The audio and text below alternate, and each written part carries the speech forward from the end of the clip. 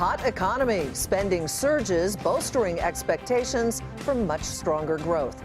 But is activity accelerating too quickly? Then and now, comparisons are being made right now to the economy and stock market of the late 90s. But should you listen? Power up, why college kids are mining Bitcoin in their college dorms. Those Tariff tantrum. The White House slaps tariffs on Chinese goods. China retaliates, and investors are left wondering what comes next.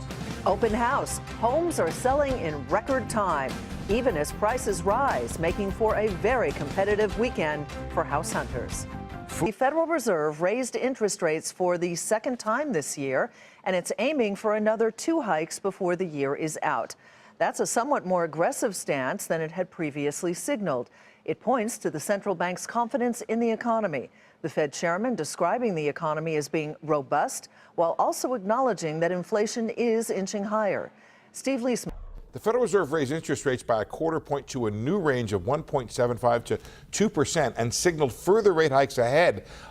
By the way, the latest report on wholesale prices supports the idea that inflation is firming. The Producer Price Index out this morning, which measures the prices businesses receive for their goods and services, rose by 0.5% in May from a month earlier, in part because of higher energy costs. That was more than expected, by the way. On an annual basis, the index was up 3.1%. That's the biggest increase we've seen in more than 6 years. This report follows the strong consumer inflation data that we told you about yesterday.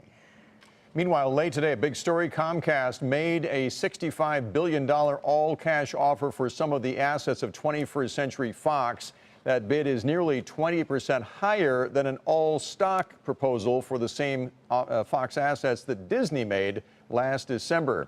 Question now is, will Disney try to top Comcast's offer? And this brewing battle occurs just as traditional media companies are trying to better compete with the likes of a Netflix. As we told you, Comcast was expected to make this offer if AT&T's proposal to take over Time Warner was approved. And as we reported, a federal judge cleared the way for that deal yesterday. On Wall Street, as you might imagine, media and telecom stocks rose on the potential for more merger activity in that sector, but that wasn't enough to lift the broader market, which came under pressure after the Federal Reserve raised interest rates. So when all was said and done, the Dow Jones Industrial Average fell 119 points to 25,201. The Nasdaq, which hit a new intraday high, was down 8, and the S&P 500 dropped 11.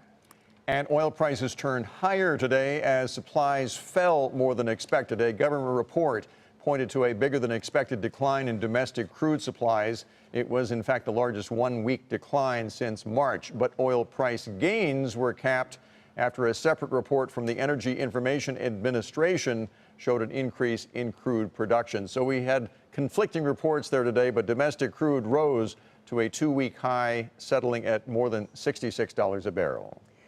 China is striking back, that country announcing retaliatory tariffs on American products. This after the White House made good on its threat to impose tariffs on Chinese imports, which we reported was likely to happen.